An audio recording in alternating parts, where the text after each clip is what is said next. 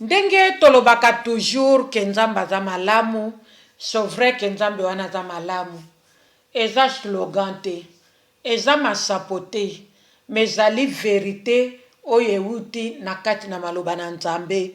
Tozoloba nzambe aza bien, il y a de quoi?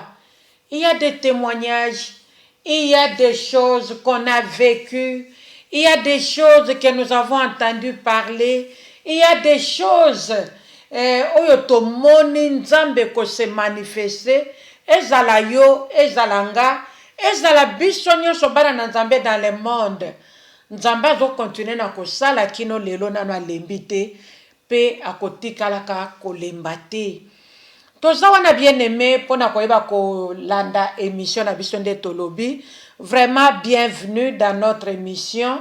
Bienvenue maman, bienvenue jeune fille na biso. Bienvenue femme seule na biso.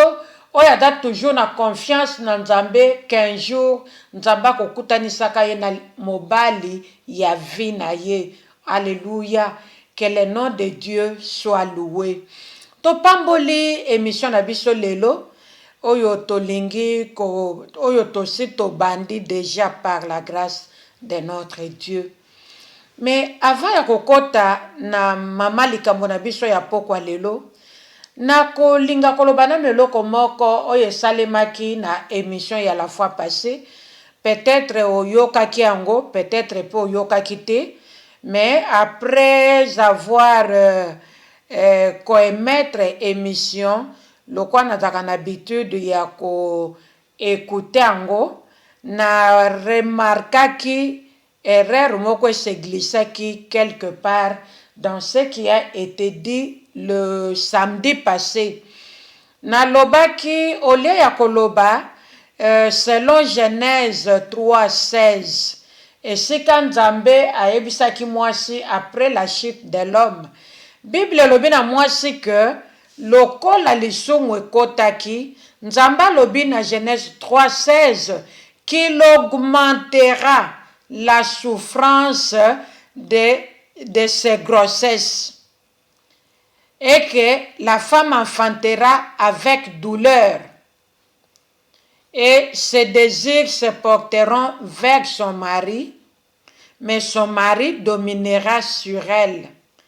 Par contre, ngana lobaki na lobi, la femme dit que la femme mangera à sa propre sueur. Na lobaki l'homme, c'est l'homme. Selon kaka na Genèse 3 verset 19, c'est l'homme qui mangera à la sueur de son front. Mais munoko betaki libaku na lobaki ole ya koloba pour na mwasi que Nzamba lobaki que akobakisa qu'il augmentera la souffrance de ses grossesses. Ngana lobaki que la femme aussi mangera à la sueur de son front. Vraiment bolimbisi munoko ebetaka toujours libaku. Ce n'est pas la pensée que j'avais dans ma tête. Pensée nange ezalaki que na lobango ndenge eza na kati na maloba na Nzambe, mais je ne sais pas comment elekaki que mwasi akobota akolia na sueur ya front na ye. Vraiment, je crois que nous sommes d'accord avec moi. Je crois que nous sommes ensemble. Ndenge tolobaka que nous sommes ensemble et to se pardonner. Munoko betaka libaku toza batu. Vraiment, je sais que Maman Christo a considéré ango ndenge ngana considéré pe ensemble to rendre gloire à Dieu. Ce n'est pas donné à tout le monde. Côté le maliboso côté ya maloba na Nzambe, après avoir kolandango yo moko après oyoki erreur bongo zonga oya koloba, si ce n'est pas poussé par le Saint-Esprit. Personnellement, je rends gloire au Saint-Esprit de me toucher et de me convaincre à le faire. Voilà, c'est là où Dieu veut que nous puissions arriver. L'humilité précède la gloire. Qui connaît la parole de Dieu si ce n'est que Dieu seul, qui est la parole, qui est la vérité? Je rends gloire au Seigneur yo mutu olandi ngai pe yo mutu oaccepte ngai.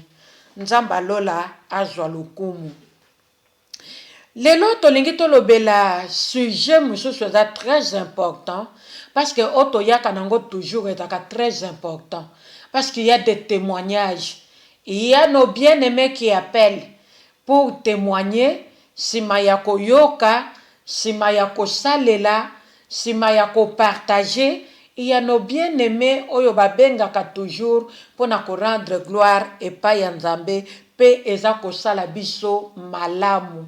Pona koloba que nous sommes dans les bons, nous sommes là, ce n'est pas parce que nous volons, mais c'est le bon Dieu qui veut que toya selon grâce ya chelikolo ya muto na muto ya bengi pona koyeba ko apporter un plus na kati ya œuvre ya Nzambe dans le monde entier et sika peuple ya Nzambe azwami. Lelo tolingi tolobela sur la santé. Santé ya mutu. Tope santé ya mwasi. Parce que mission na biso eza ya basi. Na koloba santé en général et kozala ya papa et kozala ya mwasi. Mais tozotia accent mingi na mwasi parce que émission na biso ezali pona mwasi tope mwasi mo Christu. La santé est très important na bomo ya moto. Kozala en bonne santé. Kozala na santé kolongono na lingala na biso. Santé kolongono. Nzoto kolongono, voilà. Nzoto kolongono. Na français, être en bonne santé. Et c'est très important. Parce que ce qui maman mo Christo, maman en général, aza bien portante te. Ce qui santé ya maman, eza malamu te. Tope santé ya mutu, eza malamu te. Mutu wana akoka kwa adore Nzambe te. Mutu wana akoka kokumisa Nzambe te. Akoka kotondo Nzambe te. Akoka koloba te ke Nzambe na tondi yo. Akoka te. Parce que nzoto na ye eza na problème. Parce que nzoto eza malade. Parce que nzoto eza fatigué. Parce que nzoto esali ebele. Parce que nzoto yoki ebele. Oyo epesi pe nzoto epesi yesu lokumu te. Lorsque nous entendons des choses bizarres, oyo eza pona lokumu na Nzambe te. Oyo eza pona biso bana na Nzambe te.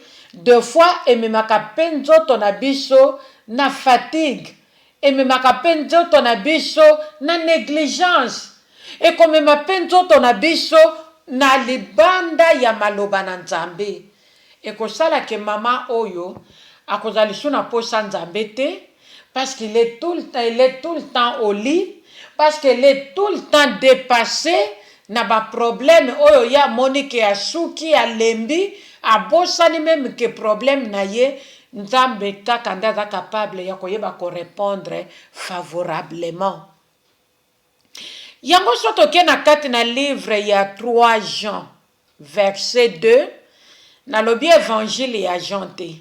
Pokuna tozana ba chapitre 1, 2, 3, 4 ainsi de suite. Mais na lobi épître ya 3 Jean.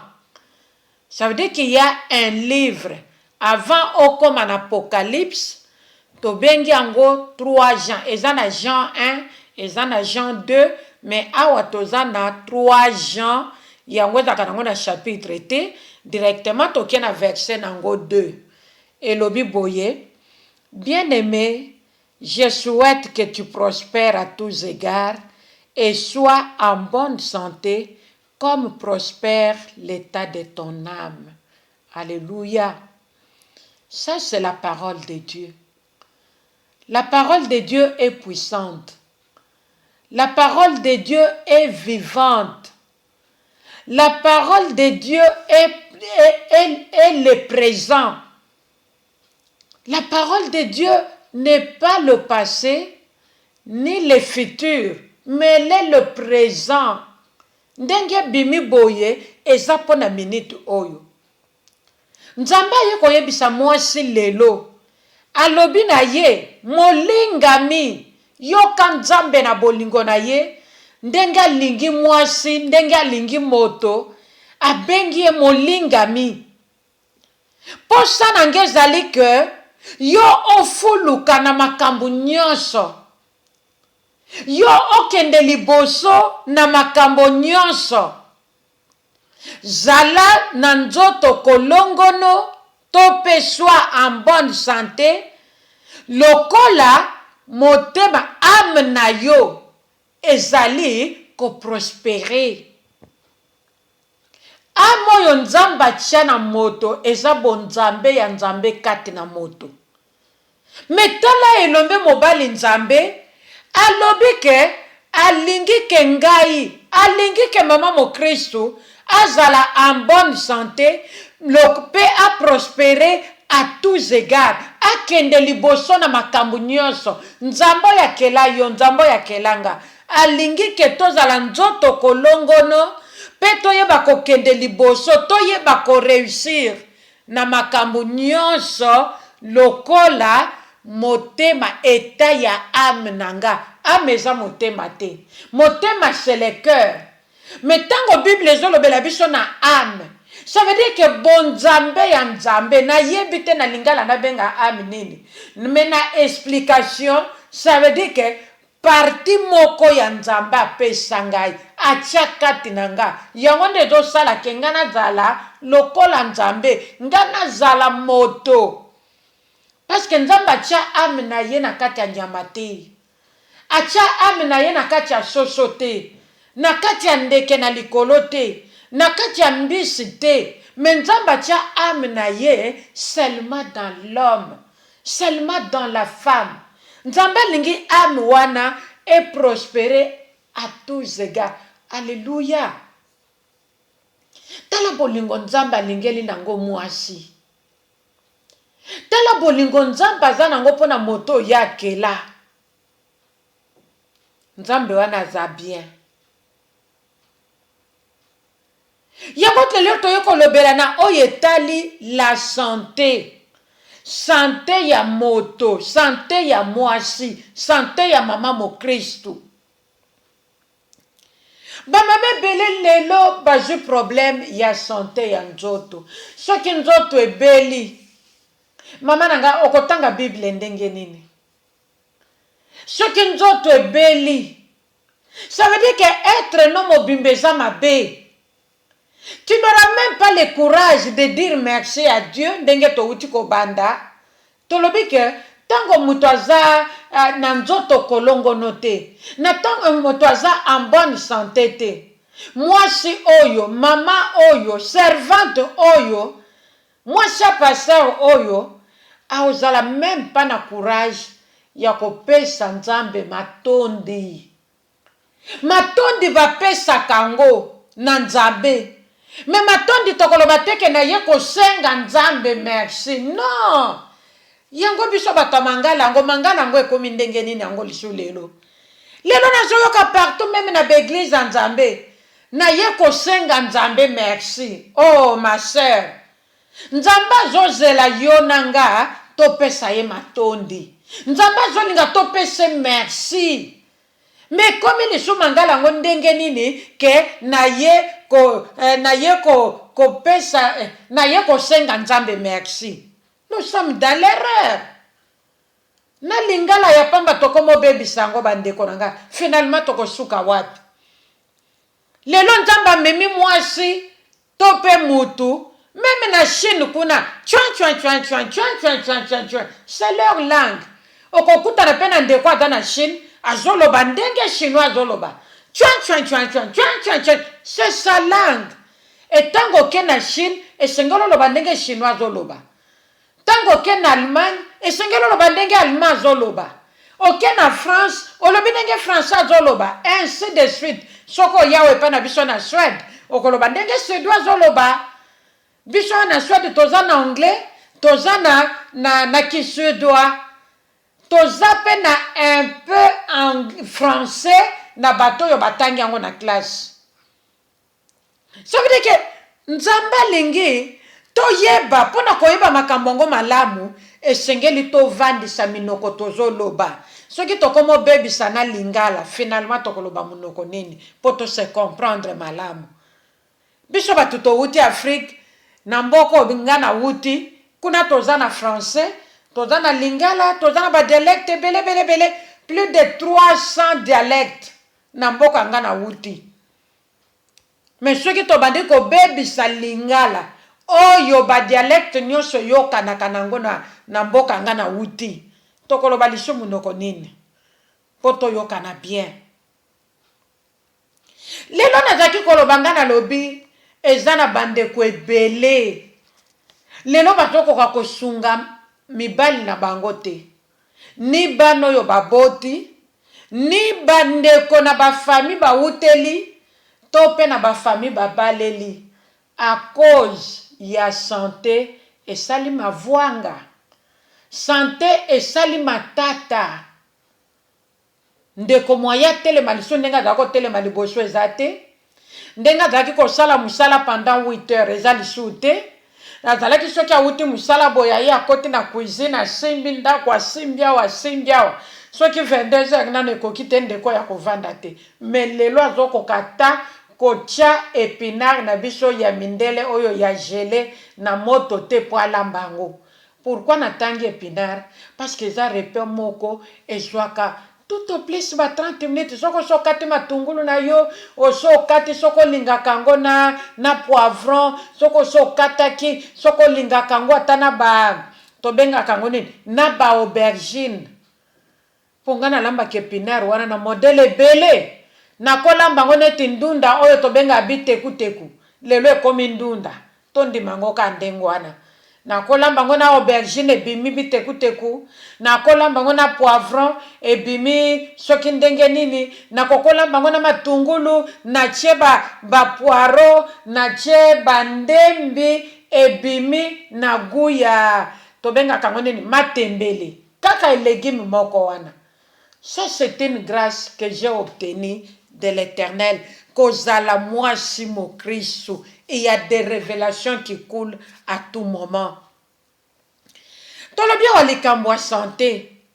Ça veut dire que sengeli moi si mon Christ ayeba acha na mutu na ye, na makanisi na ye, que les travaux ménagers on ne peut pas les terminer à une journée.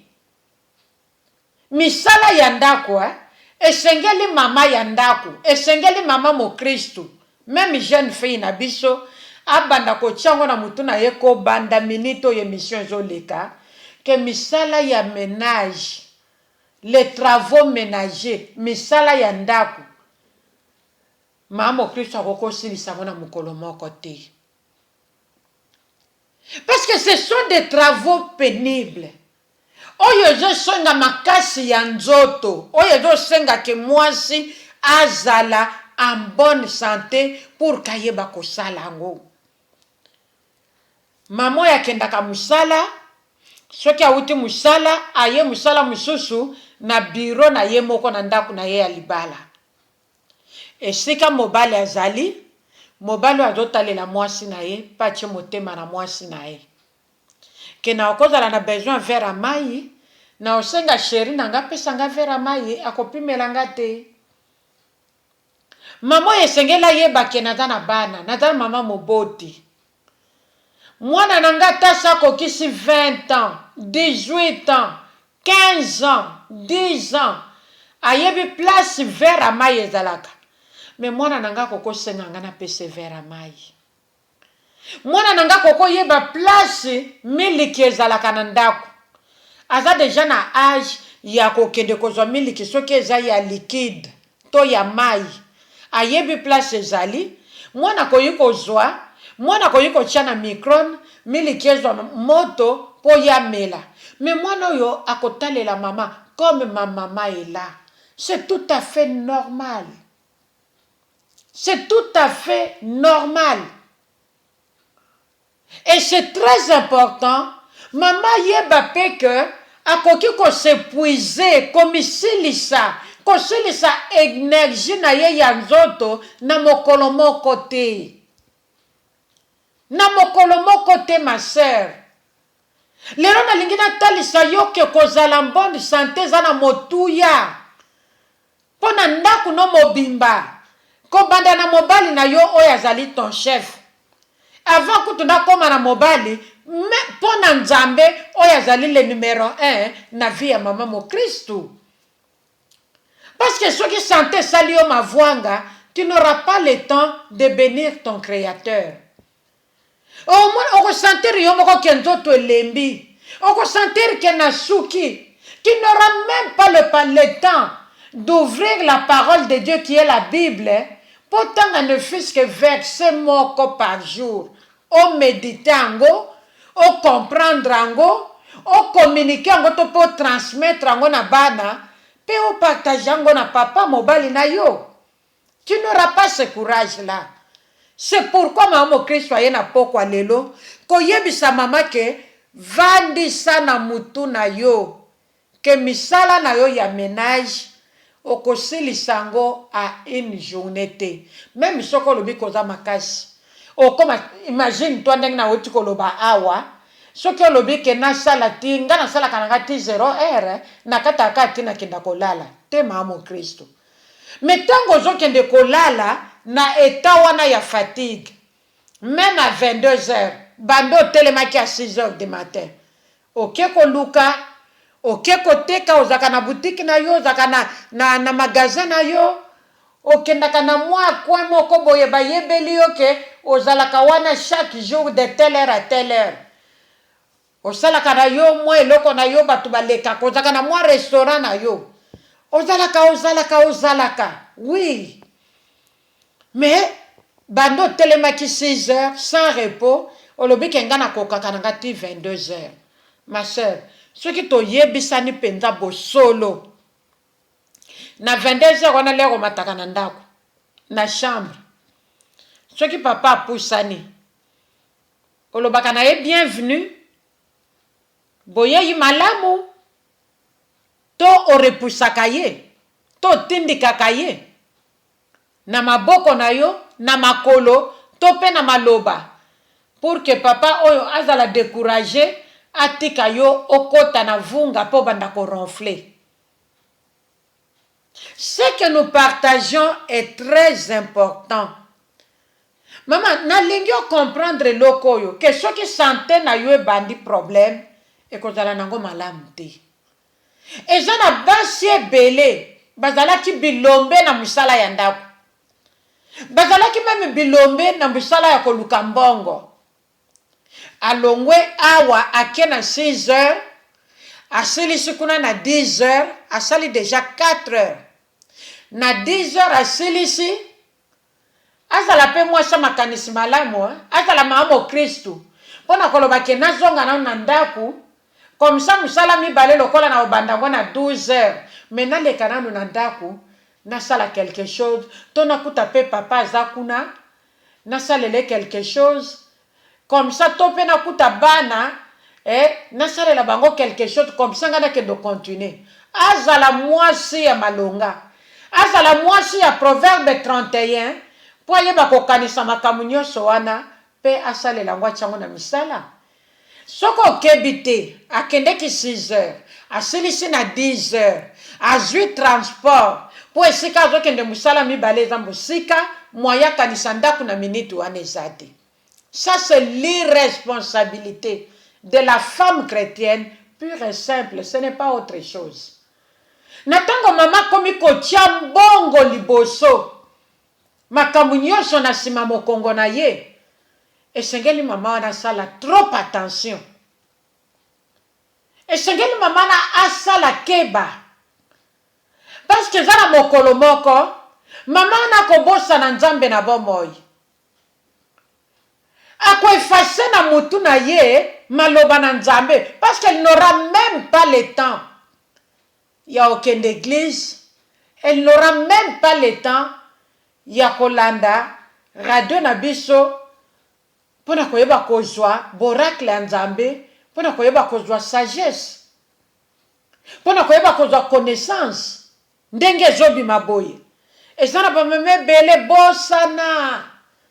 abosana na ye mission mamo Kristo na 19h30 akomaka kotuna baninga olandaki balobaki nini oyebilaki na yaki leta nalukela mwa bana eloko akolia nakutaki deja papa na ndaku enazwaki kutu tante ti mama za koloba wana nauti komibwaka na kiti na bandio nimba radio ezalaki nango koloba me nalandaki ate eloko te. Ma sœur, tu ne vois pas que c'est toi qui perds?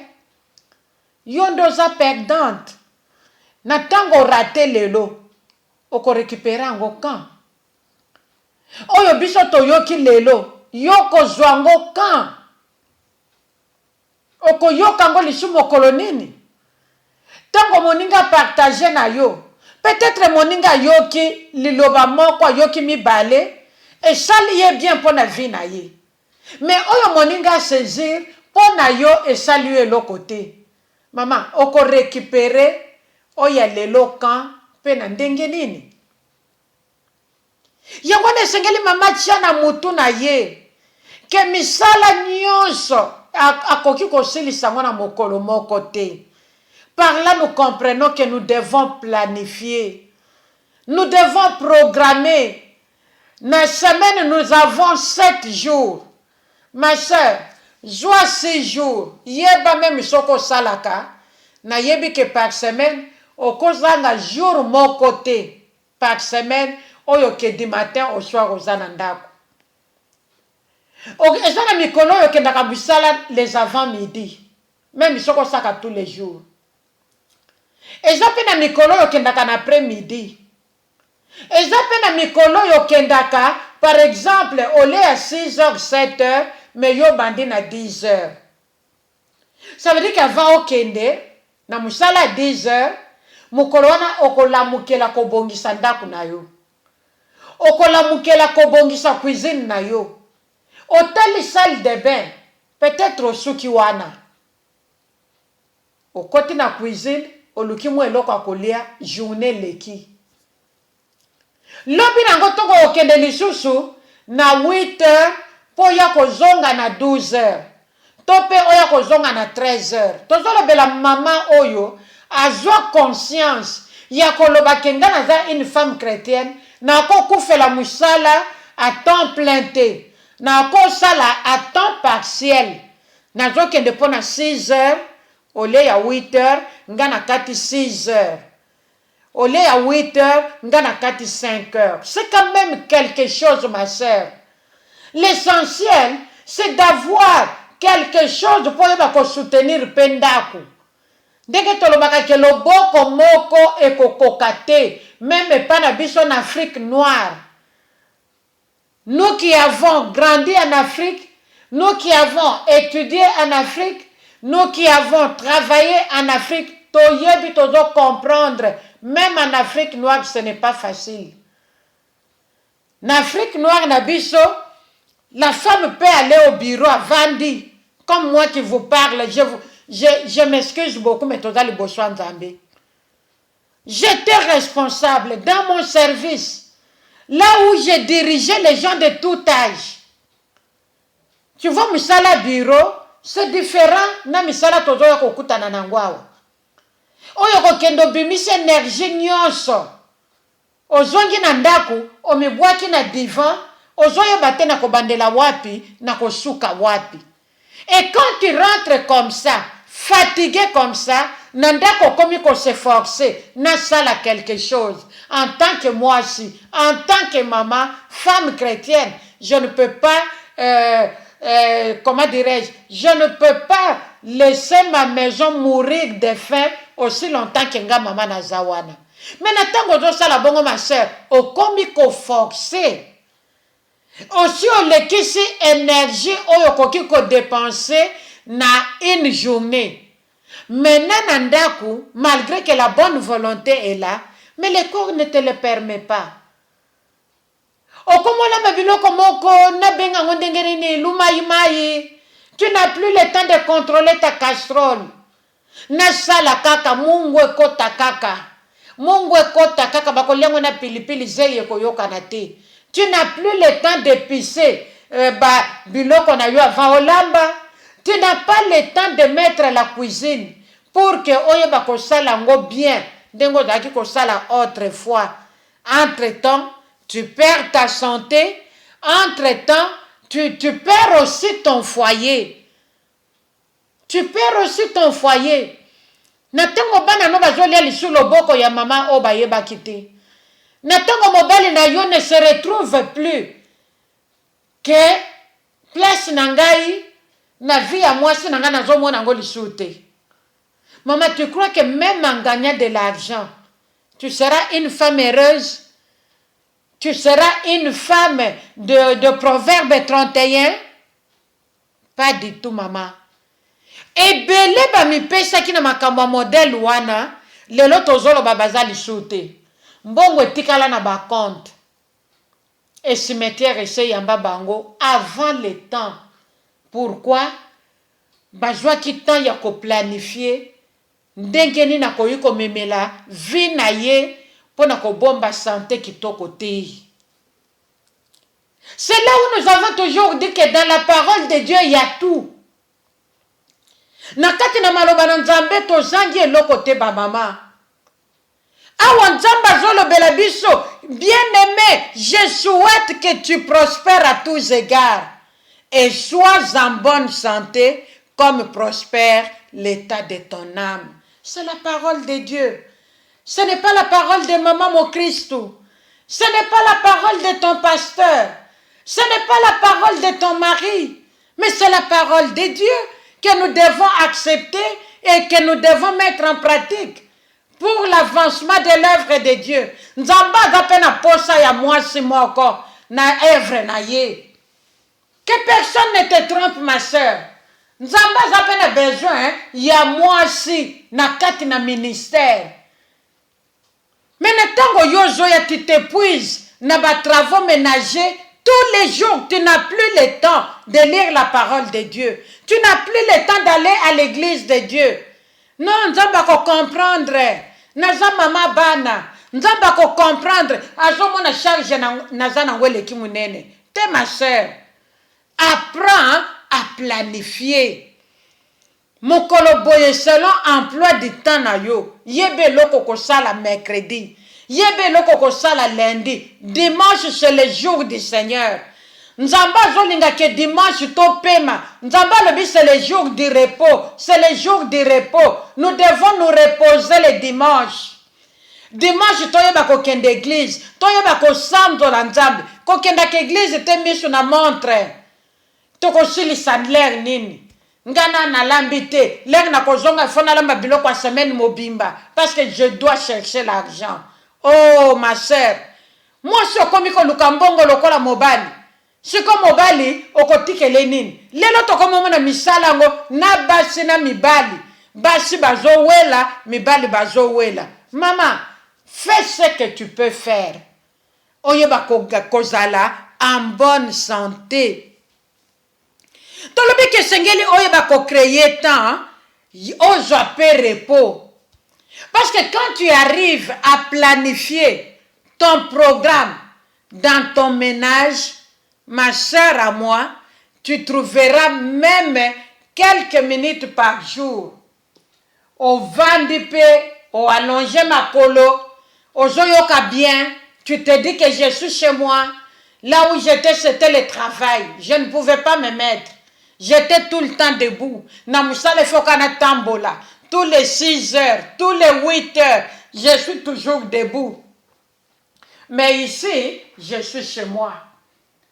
Gloire au Seigneur. Nasilisi cuisine. Maintenant, je peux me reposer. Je peux avoir le temps de parler avec mes enfants, de revoir avec les enfants, de parler avec mon mari, de parler, de partager de tout et de rien avant que journée si là, tokendena nambe tout. Quand même un petit temps, il y a repos. Ton corps en a besoin, ma sœur. Même moi qui te parle, mon corps en a aussi besoin. Avoir un temps de repos. Se reposer. Tous les jours, il faut avoir un temps de repos. Lorsque nous allons dans la parole de Dieu, nakati na livre, il y a Ecclésiaste 3. Bible lobi na biso, chaque chose a son temps. Chaque chose a son temps. Faut pas brûler les étapes, ma sœur. Miyoka mawa yonde kolonzoto. Avant mutu mususu ayokelo mawa, yo moko kolonzoto miyokela mawa. Pesaka penzoto na yo repos. Ozu pe vers amai yo tandi makolo likola tabouret. Tu te dis que oh la vie est bonne. Nzamba salaki erreur te na kokelanga mwasi. Nzamba salaki erreur te na kopesa nga kiti na vandaka. Nzamba salaki erreur te na kopesa nga posa ya mai. Komelaka mai neti soda na etumba te. Memelaka mai ya kovanda mama. Ozomela po ozoyoka ngo ndenge ezokita na mongongo. Liaka lipa ya kovanda. Koliaka lipa ya kotelema te. On dirait oza prisonnière. Non. Quand il y a chaque chose à son temps, nous devons planifier. Ce qu'on est malamouté, nous autres malamouté. Et comment voulez-vous oser la bonne santé? Comment voulez-vous oser la moitié à 3 Jean, verset 2? Comment voulez-vous oser la moitié à Ecclésiaste 3? Oh, il y a chaque chose à son temps. Maman, lobi nangana yeba kite que être en bonne santé c'est une bénédiction. Lobi nanga soki na yeba kite yo yeba kite. Que nzamba lingi ngana za la bonne santé. Ndenge ame nange zali. Ndenge bonzambe ya nzambe za kati nanga. Ame bela kate. Lame oye zali bonzambe ya nzambe kati na. Biso zaka nango maladi te. E bela kate. E kokipe ko bela te. Mais lelo yo mtoza na ame bonzambe ya nzambe kati na yo. Maman tu te plains. Tu es toujours plaintive. Lelo na lali malamu te. Mokongo na lamuki nango moyen te na mbetu kuto ndireke na lala kilikola libaya. Nzoka nde ozana poto, nzoka nde ozana matela pe ya valeur.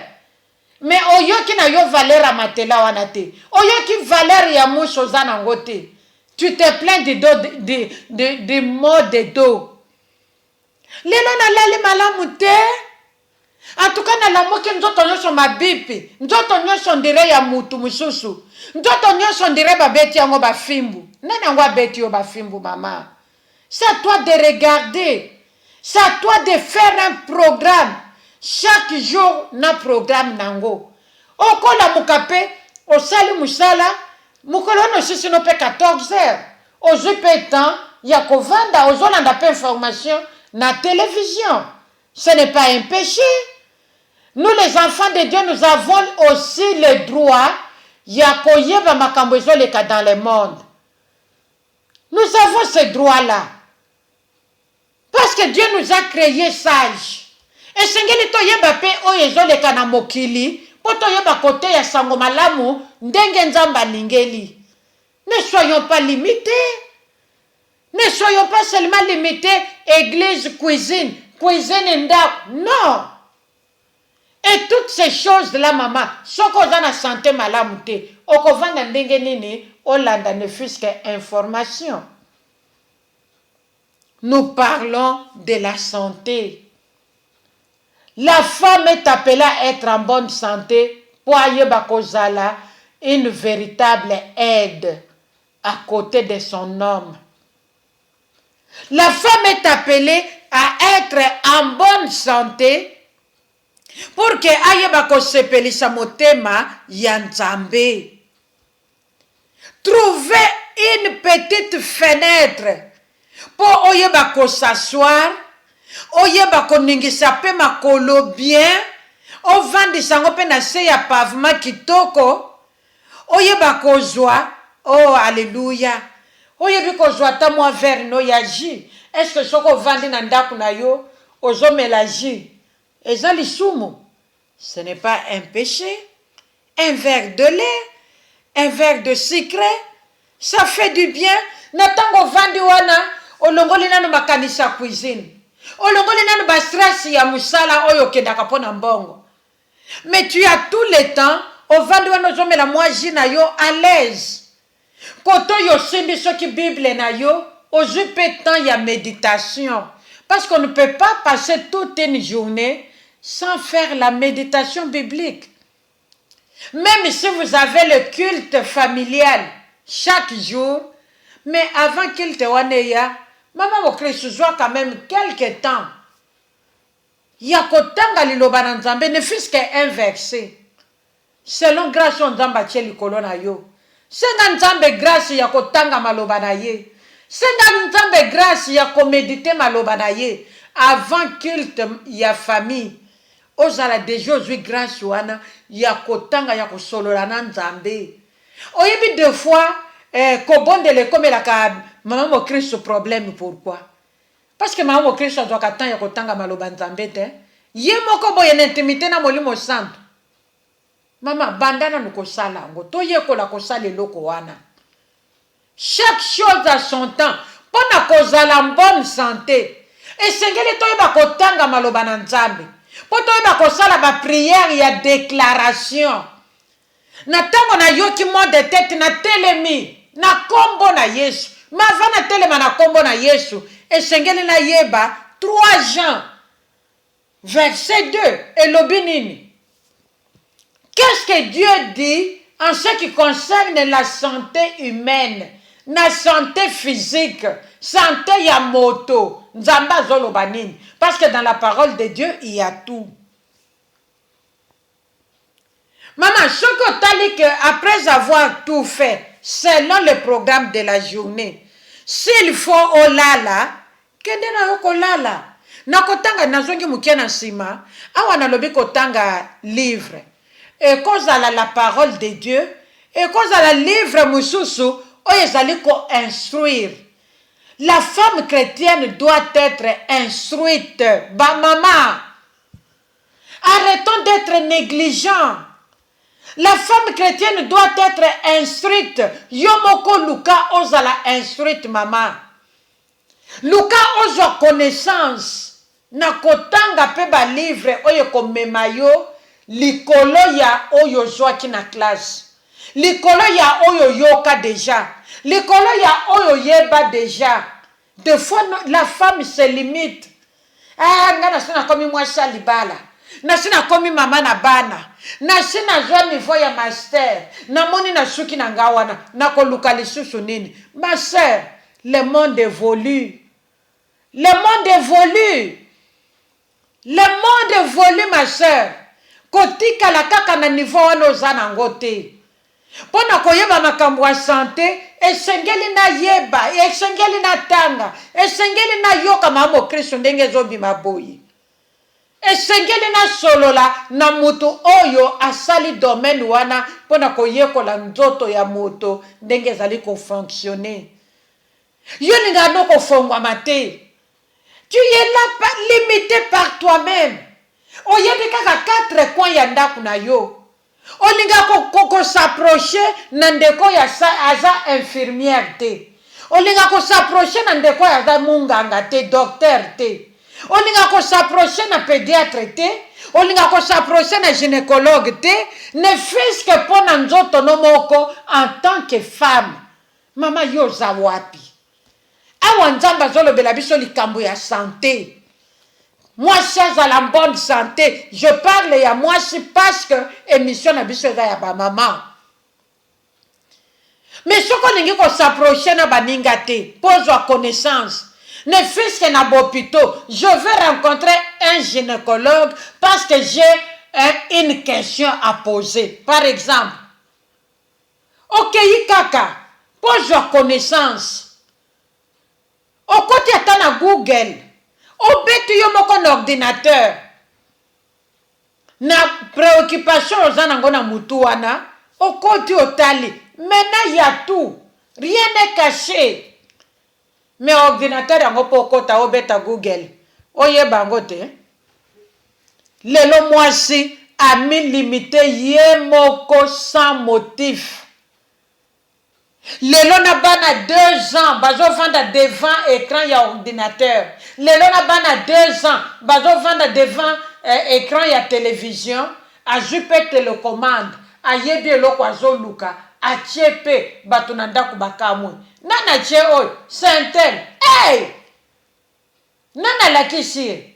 Non mais maîtresse nanga na crèche. Na crèche balakisaka biso déjà. Mais yo maman mo Christ maman. Qui nous lelo maman n'a découvrir ordinateur té. Mais makambo tozolo ba ya connaissance ya koyeba ne fiske santé na yo. Ce que zo tambola malamu. Ce que en bonne santé okoyeba ndenge nini. Mes chères sœurs, arrêtons d'être négligentes. La négligente, nous tournerons en rond. Lélo, nous nous contentons des enfants que nous avons dans nos maisons, nos enfants, nos cousins, nos cousines. C'est bon. Mais banana ba kokisaka ka âge ya 18 ans. Tango yebi déjà que ba pesi qui majeur na ye. Tozo mona ngo hein. Moi na soit kokisi 18 ans c'est fini. Tozo mona ngo. Eza nango makambo ko bomba te. Tozo mona ngo na bandako. Moi na yemo kwa zo yeba que non, maintenant je suis responsable. Je peux aller dans mes courses. Même les soirs, je peux rentrer à 20h, 22h. Moi, je suis en train de m'embêter. Ce qui m'a botte, c'est que bon t'embêter. À 18 ans, c'est fini.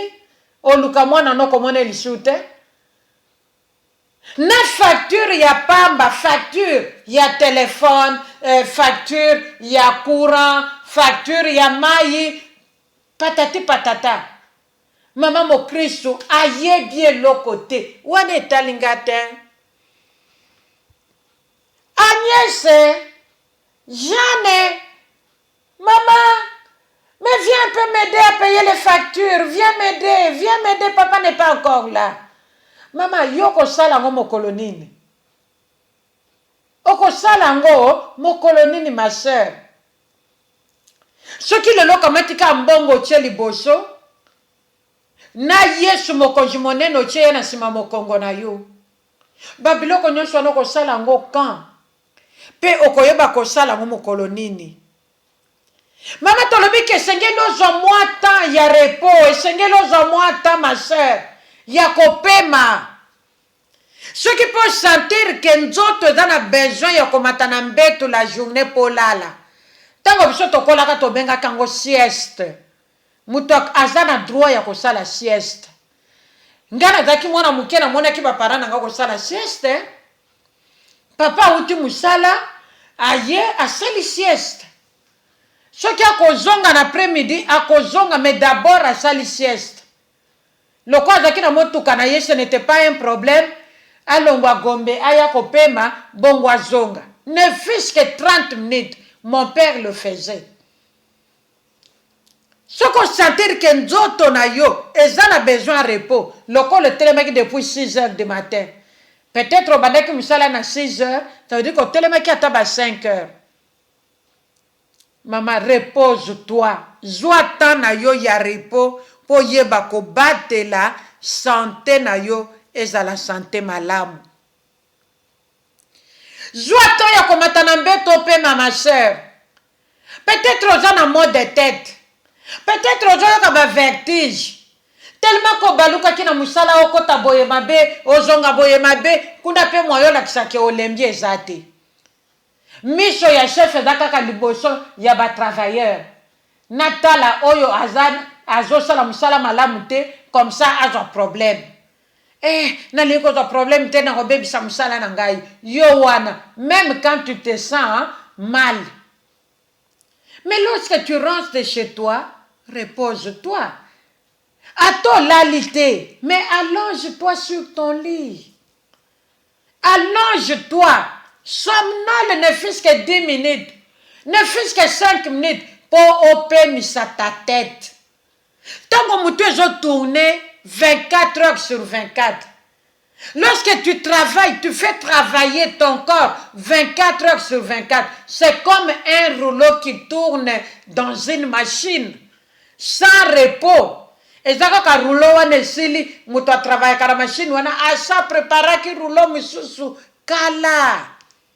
Pour nous remplacer. Parce que ce qui machine est kati, au problème, na chef nous na musala. Mais chez moi à la maison, je dois être à l'aise. Maman, pona yeba ko bomba santé nanga. Mon mari en a besoin, nos enfants en ont besoin et l'église de Dieu en a besoin.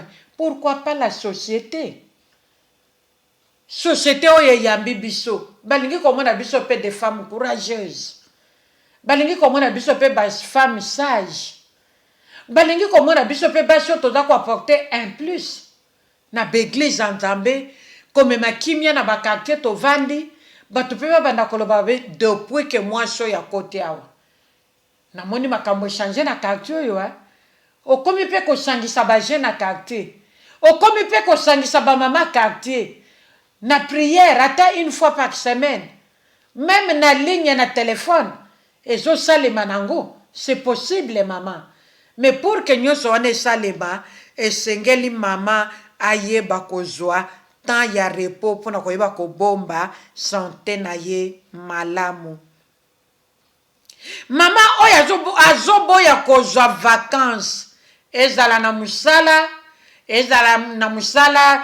na ba société ezala même l'église en Nzambe, ça peut arriver mutu pe azwi vacances ata ya une semaine ya pamba otambola nanu même kaka na mboka moko wana mais obimi pe oke na ville mususu ça détend ça le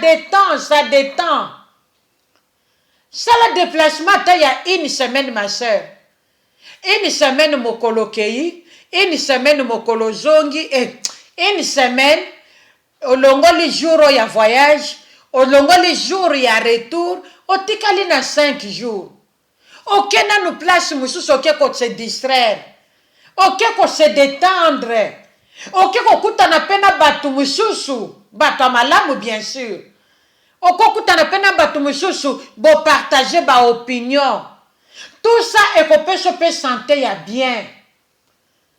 Santé ya bien parce que partager opinion na batu mususu na basi mususu dans le Seigneur.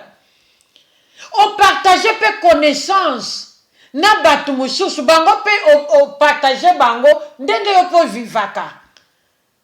Ozongi moto na yo ko rafraîchir. Ça va te faire du bien. Une semaine ya pamba ma sœur. Ce qui n'a no sali angote meka. Comme ça, on me met la biso témoignage. Ça fait du bien. Ça détend. Yo moko koyoka ke okomi renouvelé. Yo moko koyoka ke makaso yo perdaki l'autre temps. Tu ne peux pas tout récupérer, mais on peut se sentir bien. Voyez bien aimé, awa pendant l'été, été yambula oyo. Ezalaki na couple moko eyaki ko rendre biso visite. To vandaki na bango 2 semaines. Mais bande kona ba sepela ki makasi. Moi sina mobile. Bana na bango bakola. Balobi Po badaka na États-Unis. Balobi banda ba uta kin. Ti bakota États-Unis. Basala toloba 15 ou bien 16 ans. Kaka na ndaku na bango, basomba ndaku na bango, tout ça. Moi sina mobali basalaka. Balobi banda tokota tobima te, totambola te, tozaka kaka na kati ya ndaku, na 4 murs ya ndaku na biso. Donc, ata na sa pongi, bandeko wana je crois que akoyi kokita na mbetu sans que apelisa mwinda mayebi ke porte zawa, porte ya bani akoyeba ko se retrouver. Po babima te, batambola te. Même pas vacances ya 3 jours quelque part bayebi yango te. L'air kaka to uti kozwa bango na aéroport to koti na ndaku nde babimbwaki na divan. Moi sina mobali langage na bango nini en tout cas toye kopema. Toye kopema parce que on ne supportait plus la vie que nous avons menée pendant plus de 10 ans. Balobi comment qui sont au commun ndaku toyo ki mabe. Ils ne supportaient pas plus leur propre maison.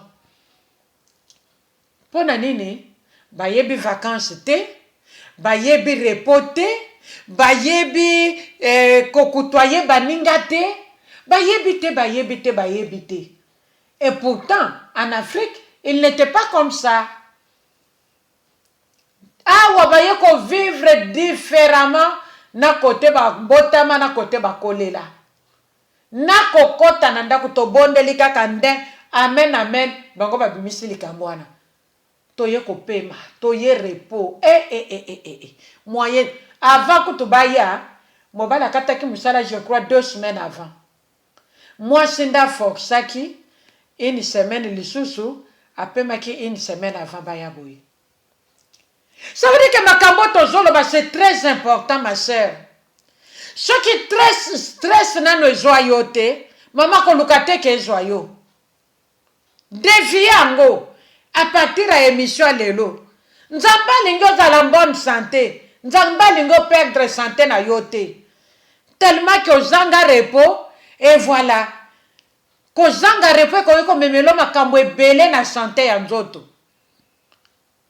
ko zanga repos na mutu ezo tourner 24 heures sur 24 pendant autant d'années ndenge bandeko na uti ko betela bino histoire et ça là qui bango mabe peler bavanda qui 2 semaines ya pamba va se retrouver par le que maintenant nous sentons même la première semaine bazakolo baka que non nanu to récupérer te nan to sentir angote et pourtant ba yaki penda vacances ya vacances kolia komelana kolala kolia komelana kolala bazaki même pas na courage ko telema ko kende ko tambola ba kende ko visiter bo ko forcer ya makasi mais bango bako bazako linga ka ba vanda ba récupérer et soko tali bango bo mwasi na mobile donc aux autres vraiment que ils sont fatigués ces gens au tali bango zolo ba qu'ils sont fatigués avant même que bango moko ba se prononcer.